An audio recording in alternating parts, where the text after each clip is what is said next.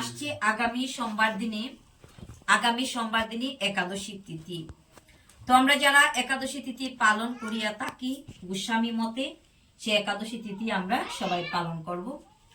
কারণ ভগবান ওই একাদশী তিথিতে তিনি এই শস্য দানার মধ্যে পাপ পুরুষ বিরাজমান।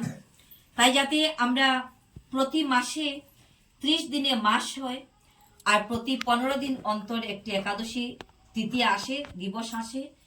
পাপ পুরুষ ওই অন্যের মধ্যে বিরাজমান করে, সেই পাপ থেকে যাতে আমরা রক্ষা পাইতে পারি, আমরা চেষ্টা করব সবাই যাতে একাদশীর উপবাস পালন করিতে পারি। জলে ফলে দুধে কখনোই উপবাস নষ্ট হয় না। আমরা কলির জীব, আমাদের পক্ষে নির্জলা উপবাস করা সম্ভব নয়, কারণ আমাদের কর্ম আছে, বিবিধ প্রকার কর্মে আমরা ব্যস্ত থাকি। গৃহস্থ ভবনে আমাদের নানা প্রকার কর্ম রয়েছে। তাই আমরা জলে ফলে ঔষধে ফলে দুধে সেই উপবাস কখনোই নষ্ট হয় না। আমরা চেষ্টা করব সে একাদশী তিথি পালন করার। একাদশীর পূর্বের দিন অর্থাৎ আগের দিন নিরামিষ আহার গ্রহণ করব, যে যেমন করে পারি। আর ওই দিন রাত্রে শুবার সময় আমরা ভগবানের কাছে সংকল্পবদ্ধ হব যে হে ভগবান, তোমার নামে আমি আগামী কাল উপবাস থাকতে যাচ্ছি। আমার পাপও হতে পারে, তাই আপনি আমার এই দেহ মন প্রাণ সবকিছু আপনার শ্রীচরণে আমি সমর্পণ করলাম। কৃপা করে আমার মতো আদমকে তুমি গ্রহণ করো এবং আমাকে তুমি কৃপা করে আশীর্বাদ প্রদান করো, যেন আমি একাদশী দিবস পালন করিতে পারি। এইভাবে আমরা সংকল্পবদ্ধ হব।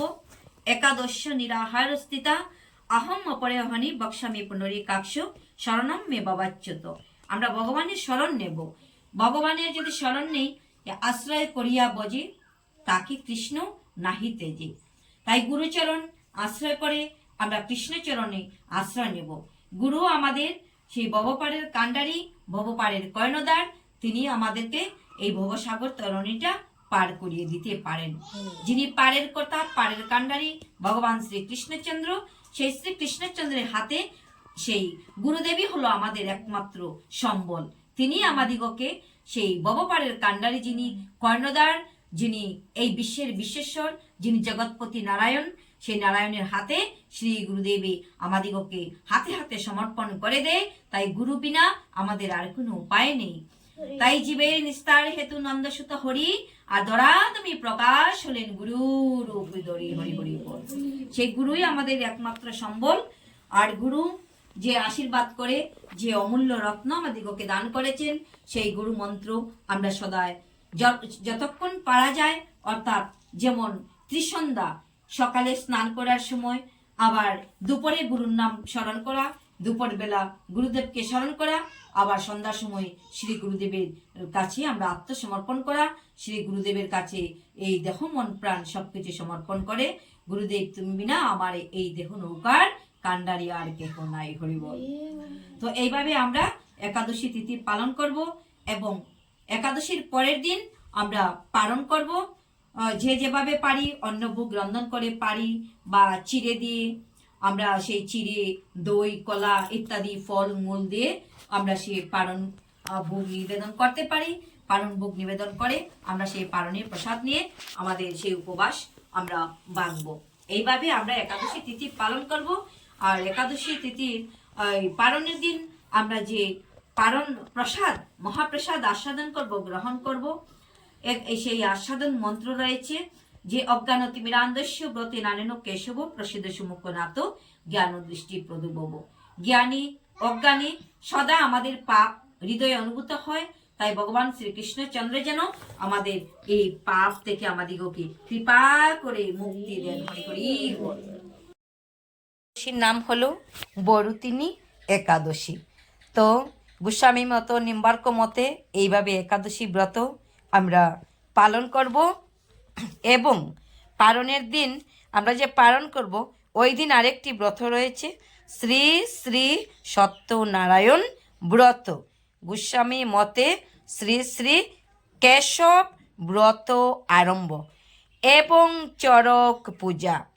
চরক পূজা ভগবান শিবের যে ভক্তরা রয়েছে, তারা চরক পূজা দেখাবেন, অতি আনন্দ হয় ওই চরক পূজা দেখলে।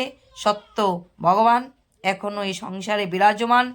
তাই শিবশঙ্কর ভোলানাথের মন্ত্র দিয়ে সন্ন্যাসীরা কিভাবে তারা ওই পূজা করেন, আমরা ওই চড়ক পূজা আমরা দর্শন করতে পারবো।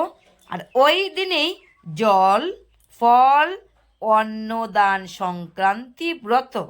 ওই দিনে যদি আমরা কাউকে জল দান করিতে পারি তাহলেও ফল রয়েছে, অনন্ত অনন্ত ফল। তাই বলছে জল, ফল ও অন্নদান সংক্রান্তি। ওই দিনে অবশ্যই আমাদের সাধ্যমতো আমরা ব্রাহ্মণ বৈষ্ণবদেরকে আমরা দান করিতে পারি।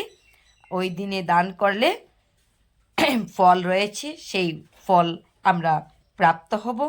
তো আজকের জন্য এই স্থানে আমরা বিদায় নেব, কারণ 30শে চৈত্র 14ই এপ্রিল মঙ্গলবার একাদশী ব্রত পালন করব এবং চড়ক পূজা দর্শন করব।